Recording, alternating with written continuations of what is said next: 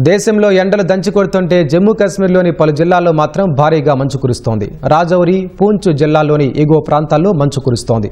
పిర్పంజాల్ పర్వత శ్రేణుల్లో కురిసిన భారీ హిమపాతం కారణంగా అక్కడి లోయలు, కొండ ప్రాంతాలు మంచు దుప్పటిని కప్పుకున్నాయి. కొన్ని ప్రాంతాల్లో రోడ్లు, ఇళ్లపై మంచు పేరుకుపోయింది.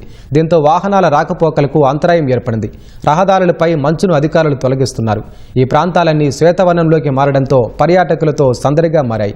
ఏప్రిల్ నెలలో చలి తీవ్రత పెరగడం అక్కడి స్థానికులను ఆశ్చర్యానికి గురిచేస్తోంది.